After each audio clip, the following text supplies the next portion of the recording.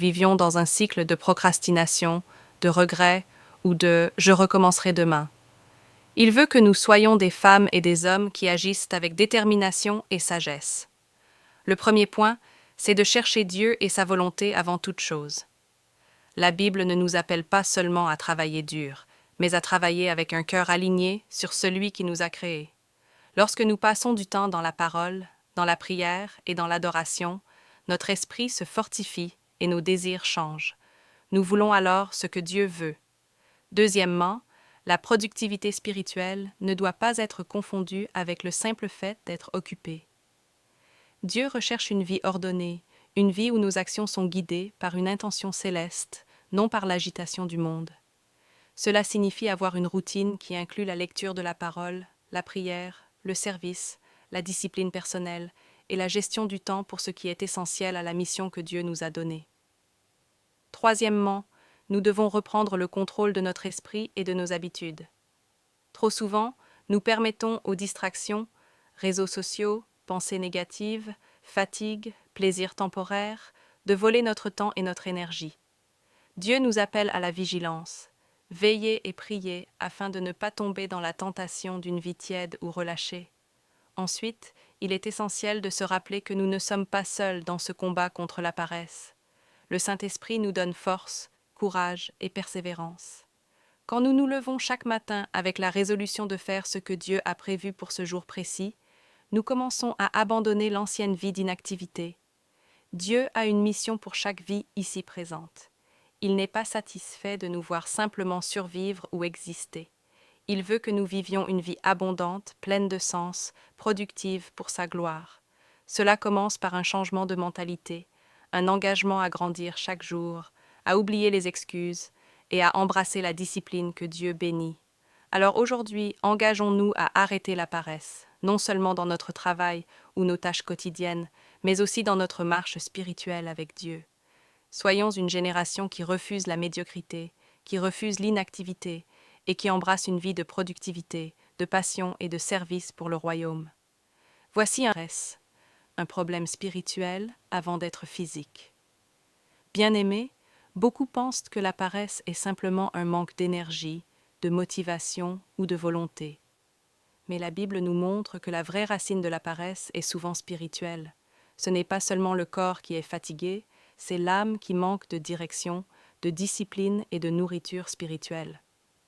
La paresse vient souvent d'un manque de vision, direction. Proverbe 29, 18. Quand il n'y a pas de révélation, le peuple est sans frein. Quand une personne ne sait pas où elle va, elle n'a aucune raison de se lever avec détermination. Sans vision divine, on reporte tout à demain. Dieu donne une vision pour produire du mouvement. Habacuc 2:2 écrit la vision, afin qu'on la lise couramment. La paresse vient d'un manque de discipline. Proverbe 6, 6-9. Va vers la fourmi, paresseux. La fourmi n'a ni chef ni surveillant, pourtant elle travaille. Pourquoi ? Parce que Dieu honore la discipline personnelle. La discipline est une qualité spirituelle. 1 Corinthiens 9, 27. Je traite durement mon corps et je le tiens assujetti. La paresse vient d'un manque d'alimentation spirituelle. Matthieu 4, 4. L'homme ne vivra pas de pain seulement, mais de toute parole de Dieu. Quand on ne lit pas la parole, l'âme s'affaiblit. Et quand l'âme est faible, la volonté disparaît. La Bible fortifie l'intérieur, et un esprit fort produit une vie active. Josué 1:8. Médite ce livre, alors tu réussiras. Le danger, le cycle demain je commence. Proverbe 24. Le paresseux ne laboure pas à l'automne. Toujours remettre à demain crée une vie de regret. Ecclésiaste 11:4. Celui qui observe le vent ne sèmera point. Attendre le moment parfait est un piège. Cherchez Dieu avant tout, bien-aimé, le premier point fondamental pour vivre selon le plan de Dieu est de chercher Dieu et sa volonté avant toute chose. Matthieu 6, 33. Cherchez premièrement le royaume de Dieu et sa justice, et toutes ces choses vous seront données par-dessus. La Bible ne nous appelle pas seulement à travailler dur, à courir après le succès ou à accumuler des biens matériels. Non. Elle nous appelle à travailler avec un cœur aligné sur celui qui nous a créés. Tout effort humain qui n'est pas guidé par la volonté de Dieu reste limité et vide.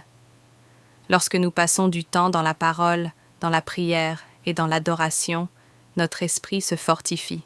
Josué 1:8. Que ce livre de la loi ne s'éloigne pas de ta bouche. Médite-le jour et nuit pour agir fidèlement selon tout ce qui y est écrit.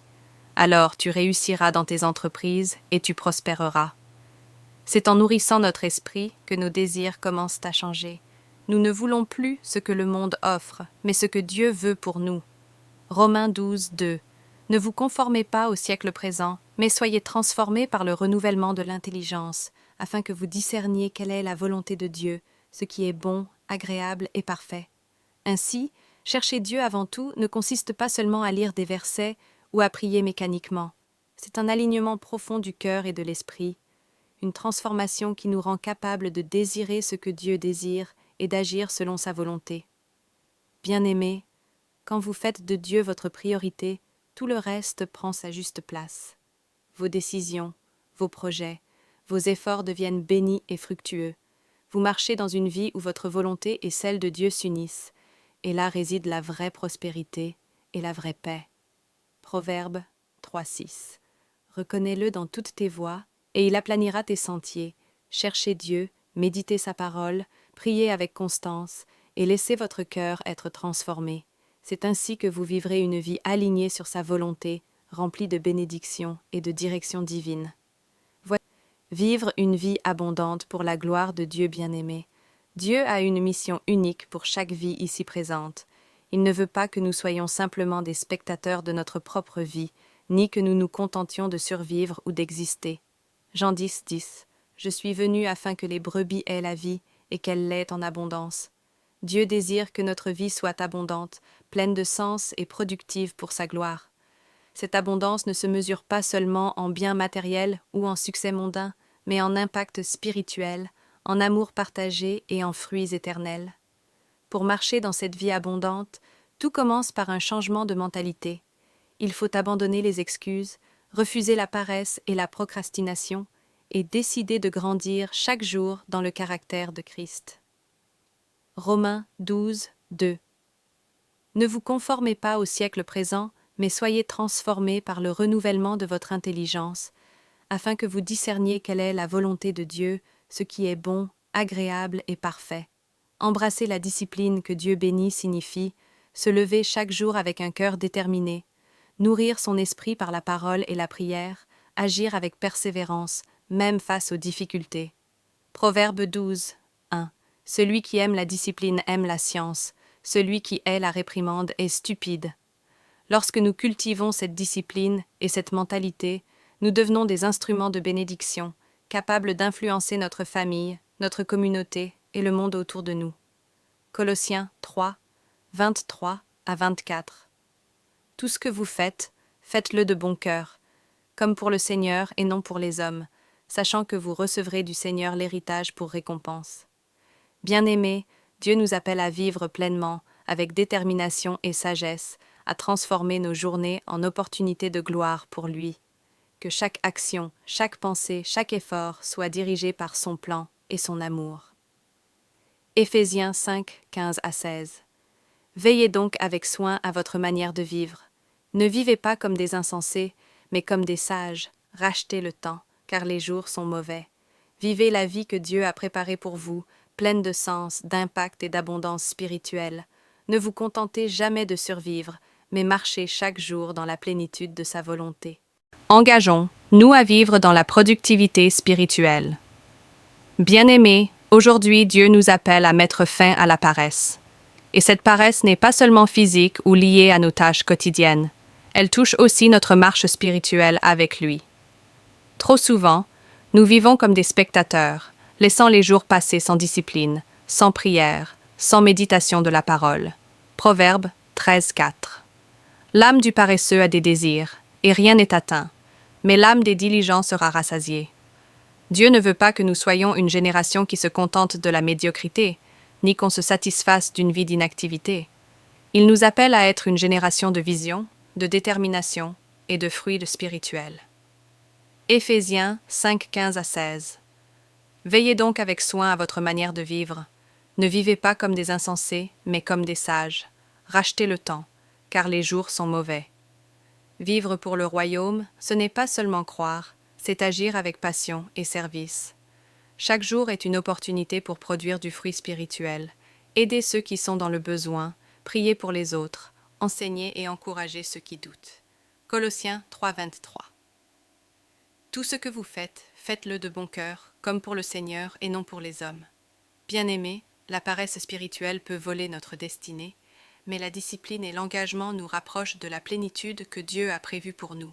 Que chaque action, chaque pensée, chaque décision soit guidée par l'Esprit, afin que notre vie devienne un témoignage vivant de productivité, de passion et de service pour Dieu. Proverbe 6, 6-8. Va vers la fourmi, paresseux. Considère ses voies et deviens sage. Elle n'a ni chef, ni surveillant, ni maître. Elle prépare en été sa nourriture, elle amasse pendant la moisson de quoi manger.